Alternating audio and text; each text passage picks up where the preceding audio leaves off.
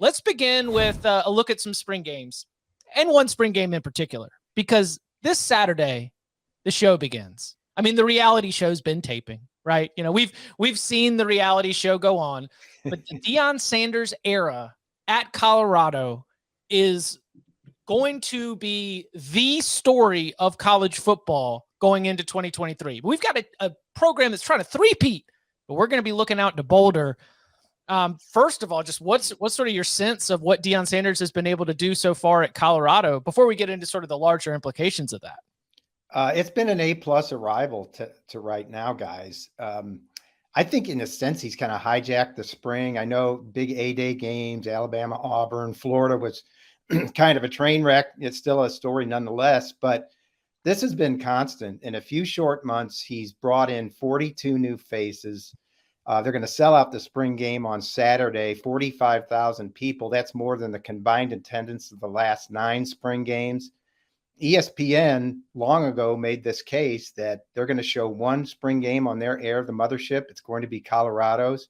And what would you expect from a guy, Deion, that has done this his whole career, whether as a media analyst, as a talk show host, as a coach? You know, there's never been a player like him. I mean, I guess the best comp is Harbaugh, but Harbaugh isn't a Hall of Famer, at least not yet.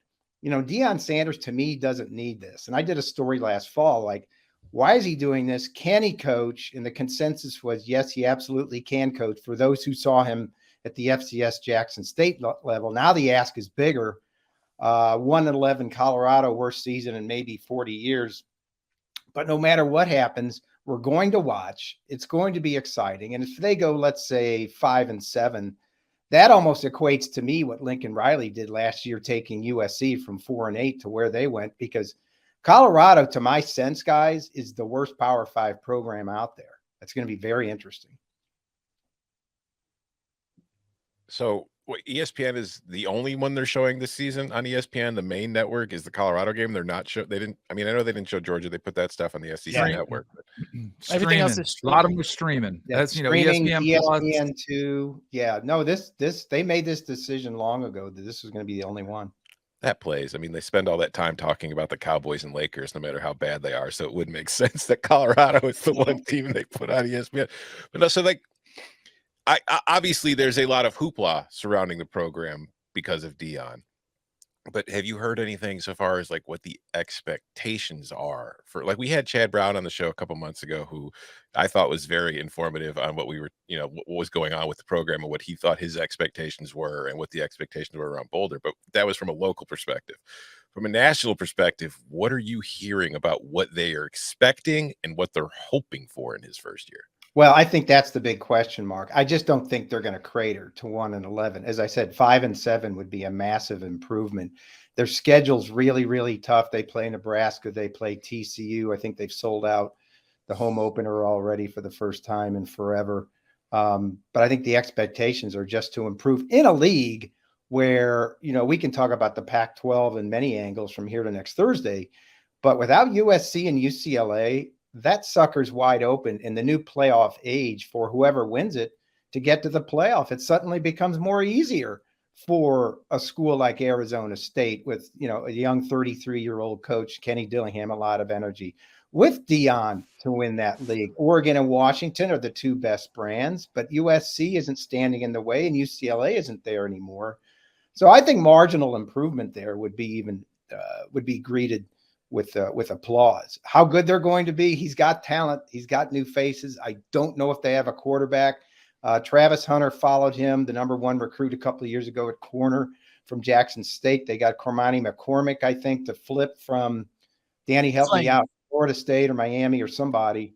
Florida, Miami. Yeah, both of those two were big on his list. Yeah, so that's big, but you know, can they play? Can he play? Can he coach in the Power 5? One of the things I think that's really, and they're also, by the way, already he's had 7 players in the portal, which I think is good. Like, that's what he wants. He wants the players that don't, that aren't fitting or aren't good enough. His bags are Louis. Yeah, exactly. Pack. I thought you said pack the U-Haul and bring in the Louis is what he wants to do. Steal that. What So if 5-7 is the upside, like if that's a success, I think we'd all agree with that. I think their win total is probably going to be 4.5.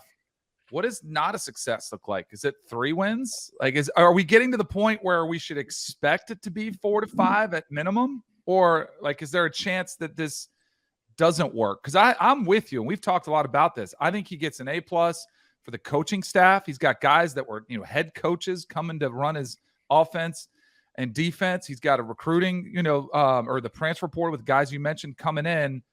What if it doesn't work? Like, what if it or how would you describe it not working? Like, what would be a failure? Yeah, that's a good point. Look, Colorado's been down for years. Mike McIntyre, Carl Durrell was such an uninspiring hire. I'm surprised he lasted that long. I'm surprised they hired him. The Mel Tucker thing, I guess you couldn't do anything about, but it kind of speaks to what Colorado is right now, that, Mel Tucker, you can blame his loyalty, but you can't blame him for going to a Big Ten school in Michigan State. And how long is Deion interested in that job? What does he want to do? Is it just, as the murmurs are, that he just wants to watch his sons get through and play and then do something else, whether it's coach or even not even coach anymore, or do something else? So how committed is he to this long term? It looks like Colorado's down, but I think each of them goes into it, with wide open eyes, that he might be a short timer. Again, in a conference where there's hay to be made, in an era where you can turn around a program in a year, I think anything less than 5 wins has to be questioned. Again, it's in a league where you can do some things. He's not doing it in the SEC or Big Ten or something like that. You can. He's got players that want to be there. He's got coaches that want to be there. And there's already a history of it, sort of, with Lincoln Riley. So in the bigger picture, college sports conference realignment landscape, Pac-12 trying to get a new media deal, the Big 12 maybe not, putting out the feelers or shooting flares in the sky for what we call the corner schools, which of course would be Utah, Colorado, Arizona State.